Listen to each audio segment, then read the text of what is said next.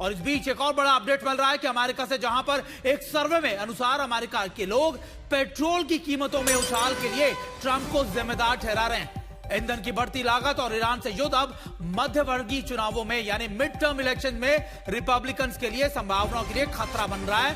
सर्वे के मुताबिक Republican party की आर्थिक बढ़त में तेजी से गिरावट आ रही है और इस सप्ताह की शुरुआत में ही खत्म हुए सर्वे में मतदाताओं में से लगभग 77% लोगों ने कहा है कि गैस की कीमतों में हालिया बढ़ोतरी के लिए ट्रंप काफी हद तक जिम्मेदार है, जो अमेरिका के सहयोगी इजराइल के साथ ईरान के साथ युद्ध करने के फैसले से प्रेरित है। यानी अमेरिका का जो फैसला है उसकी वजह से ही ये तेल के दाम बढ़ रहे हैं।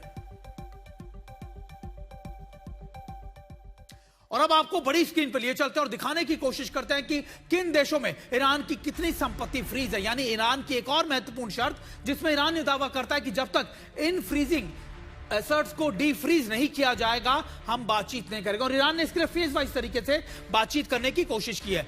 यानी लगातार ईरान ये कहता है कि सबसे पहले आप बात करें तो हमारे उन, देखिए सबसे वो भी आपको बताएंगे, लेकिन महायुद्ध के लिए ईरान कितना तैयार है। अब सबसे पहले आपको ये दिखा देते हैं, 28 फरवरी से पहले ईरान के पास क्या था, 3000 बैलिस्टिक मिसाइलें और शाहेद ड्रोन 136 जैसे हजारों ड्रोन उनके पास मौजूद थे। यही दोनों सबसे मेजर कैपेबिलिटीज है ईरान के पास, शाहेद ड्रोन 136 और बैलिस्टिक मिसाइलें। अब उसके बाद यूएस इंटेलिजेंस के मुताबिक अब भी 40 से 60% हथियार ईरान के पास मौजूद हैं। यानी ईरान की जो कैपेबिलिटीज हैं हथियारों के मामले पर वो कहीं से भी कम नहीं हुई है। 40 से 60% हथियार इस समय अमेरिका के पास मौजूद है। ये नया सर्वे है, ये नई आप कह सकते हैं रिपोर्ट्स हैं जो अमेरिका इंटेलिजेंस ने उनको दी है। अब दूसरी बात, अब फास्ट ट्रैक बोट्स, यानी जो बोट्स, हम कॉम्बैट ड्रोन्स की बात कर रहे थे जिनसे लगातार वो स्टेट ऑफ हॉर्मुज में अपनी बढ़त बनाए हुए हैं, वो है ये बोट्स। फिर है बारूदी सुरंगें जो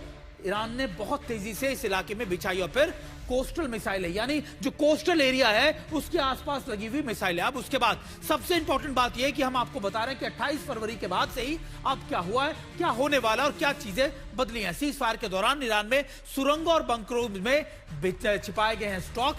इसके अलावा हमलों में कई ठिकाने क्षतिग्रस्त हुए हैं। सीज फायर में मिसाइल लॉन्चर्स के लिए ऑपरेशनल भी किए गए हैं। इसके अलावा और बड़ी बातें क्या हैं, एयर डिफेंस सिस्टम्स और 150 जहाजों को नुकसान हुआ है, लेकिन सस्ते ड्रोन अब भी ईरान के पास मौजूद हैं। लंबी दूरी की कई घातक मिसाइलों का सड़क पर प्रदर्शन भी किया गया है।